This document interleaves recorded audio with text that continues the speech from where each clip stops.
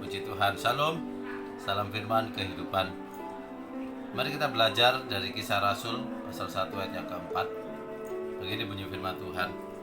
Pada suatu hari ketika ia makan bersama-sama dengan mereka, ia melarang mereka meninggalkan Yerusalem dan menyuruh mereka tinggal di situ menantikan janji Bapa yang demikian katanya telah kamu dengar daripadaku.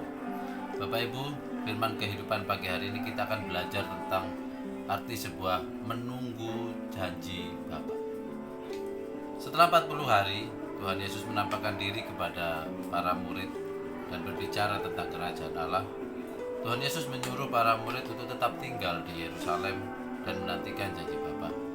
Kenapa Tuhan memberikan satu perintah yang begitu detail sampai melarang mereka meninggalkan Yerusalem?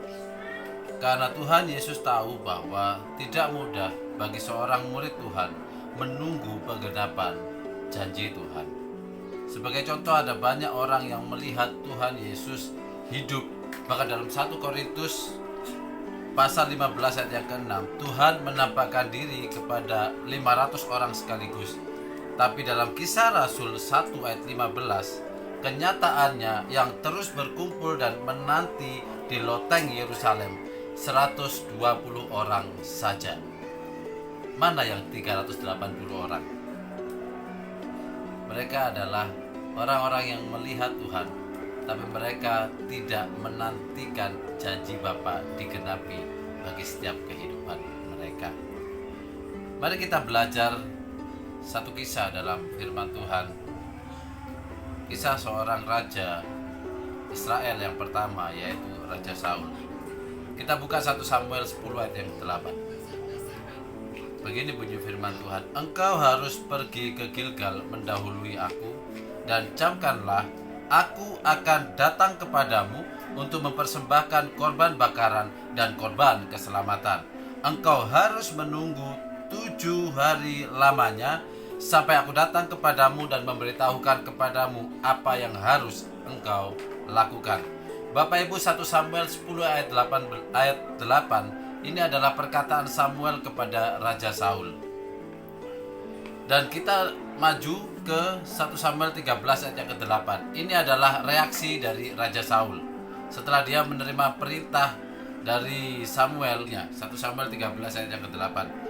Ia menunggu 7 hari lamanya. Jadi Raja Saul menunggu 7 hari lamanya sampai waktu yang ditentukan oleh Samuel.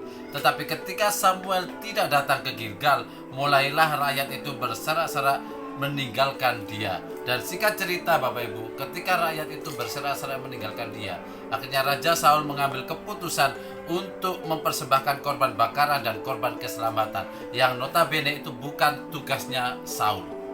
Itu tugas dari Nabi Samuel.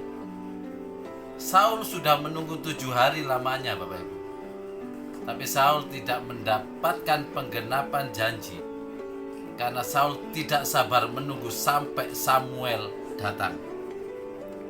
Karena apa? Karena Saul melihat rakyat berserak-serak, karena Saul melihat Filistin sudah mengepung, karena apa yang di dalam hatinya, kekhawatirannya itu menguasainya sehingga kesabarannya habis dalam menantikan janji Samuel untuk datang.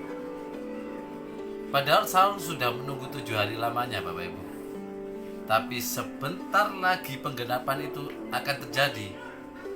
Tidak bisa digenapi karena Saul tidak sabar Bapak Ibu. Hasilnya kita lihat di 1 Samuel 13 ayat 13 sampai 14. Kata Samuel kepada Saul, perbuatanmu itu bodoh.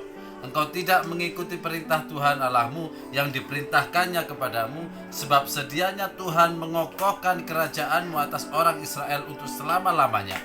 Tapi sekarang, garis bawah ini Bapak Ibu, kerajaanmu tidak akan tetap. Tuhan telah memilih seorang yang berkenan di hatinya, dan Tuhan telah menunjuk dia menjadi raja atas umatnya, karena engkau tidak mengikuti apa yang diperintahkan Tuhan kepadamu. Bapak Ibu, berbicara tentang menanti penggenapan janji Tuhan bukan berbicara tentang berapa lama kita menunggu, tetapi bagaimana kita menunggu sampai janji itu digenapi sampai benar-benar nyata janji Allah, karena janjinya iya dan amin.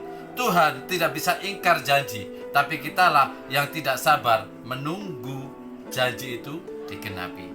Kita lihat sebagai ayat penutup Yesaya 40 ayat 31. Tetapi orang-orang yang menantikan Tuhan mendapat kekuatan baru. Mereka seumpama raja wali yang naik terbang dengan kekuatan sayapnya. Mereka berlari dan tidak menjadi lesu. Mereka berjalan dan tidak menjadi lelah.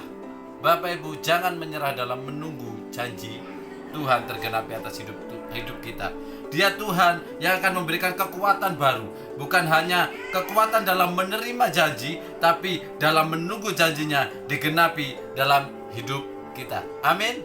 Salam firman kehidupan. Mari tunggu janji Tuhan tergenapi, bukan dengan menunggu secara pasif, tapi menunggu secara aktif. Terus bangun manusia rohmu, terus bangun hidup pribadimu bersama dengan Tuhan. Tunggu tangan Tuhan bekerja menolong kita. Amin. Salam firman kehidupan. Tuhan Yesus memberkati kita semua. Amin.